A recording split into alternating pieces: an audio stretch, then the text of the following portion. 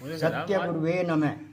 वो तो जल्दी आ गए। मंदिर में जाकर मत मांगो बहनों, मंदिर में जाकर त्यागो बंधु। सत्यानंद वाणी को समझो, हो जाओगे एक दिन तुम सिंधु। मंदिर में जाकर अधिकतर मानव मांग करते हैं। जिसको जो भी समस्या है, जो भी परेशानी है, वही मांगता है। कोई लड़का मांगता है, कोई धन मांगता है, कोई व्यापार मतलब तरह तरह की इच्छाएं मांगते हैं। और मांगने से तो भीख भी नहीं मिलती।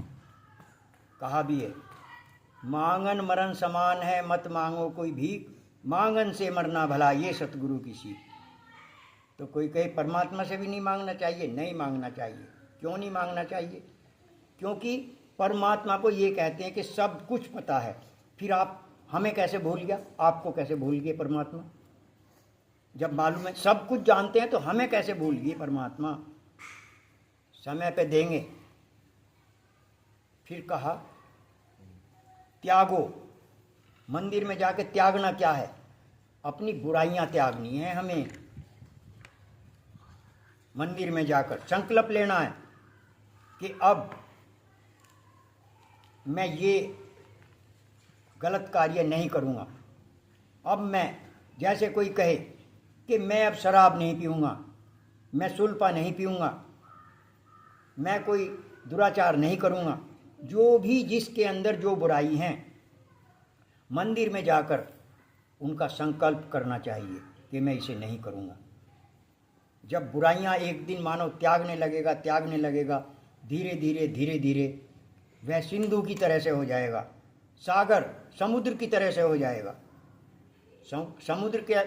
समुद्र में अनेक हीरे मोती जवाहरात भरे पड़े हैं। और ये शरीर जो है ये भी एक सागर की तरह से है। इसमें भी जो चाहेंगे वही मिलेगा। जैसे कहा है ना, जो मांगोगे वही मिलेगा। और ये जो श्वास है, मानव का जो श्वास है, ये कल्पतरु है। कल्पतरु कैसे? एक छोटी सी बात कह दूं, शॉर्ट में कहूँगा बिल्कुल। एक मानव घर से चला, दोपहर के समय उसे मालूम भी नहीं था, वो कल्पतरु के नीचे ठहर गया।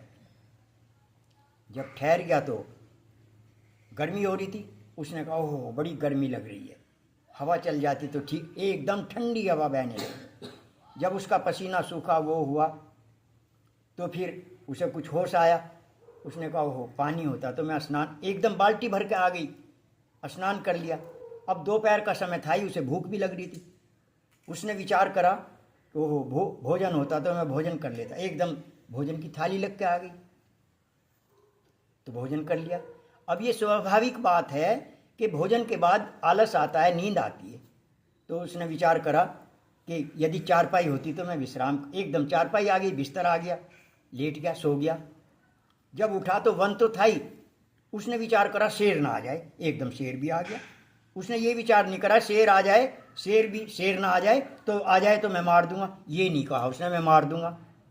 वो शेर भी आ गया। जब उसने संकल्प वो किया, कल्पना करी, कल्पना करते ही शेर आ गया और शेर खा गया। तो मानव को ऐसी कल्पना करनी है, ऊंची कल्पना करनी है। कभी भी नकारात्मक सोच नहीं होनी चाहिए, सकारात्मक सोच होनी चाहिए। सकारात्मक सोच वाले आदमी का, मानव का उत्थान होता है। तो ये हमारा शरीर, आपका शरीर, ये सागर है। इसमें जो चाहोगे वही मिल जाएगा, जो चाहोगे वही मिल जाएगा।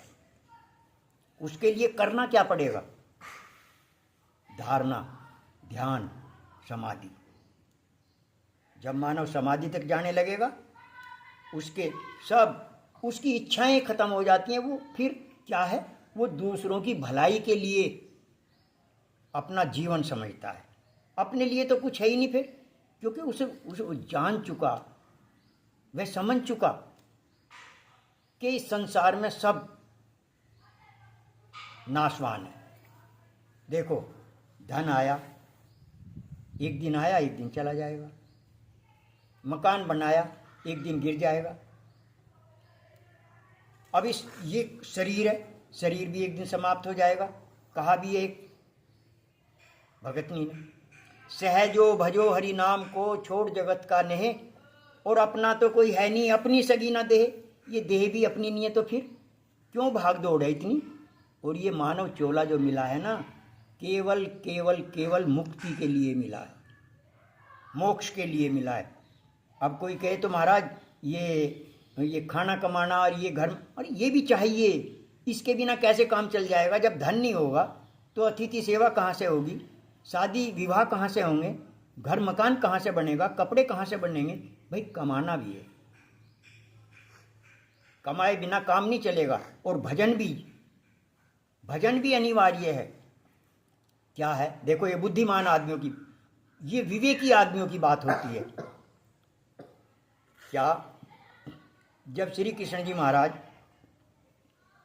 गुरु संदीपन के यहाँ विद्या ग्रहण करने के लिए गए, तो संदीपन ऋषि ने कहा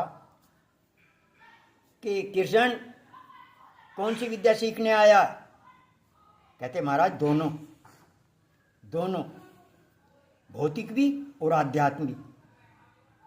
तो जब उन्होंने कह दिया कि दोनों, तो हमारे पास दोनों ही होने चाहिए, भौतिक भी और आध्यात्मिक। ये कहा निर्धन आदमी नपुंसक के समान होता है। निर्धनता तो बहुत बुरी है, निर्धनता नहीं होनी चाहिए। और आदमी जब पवित्र प्रयास परिश्रम करेगा तो धन भी होगा और भजन भी होगा। तो धन और भजन दोनों होने चाहिए। जिसके पास दोनों होते हैं वह बड़ा जीवन में प्रसन्न रहता है।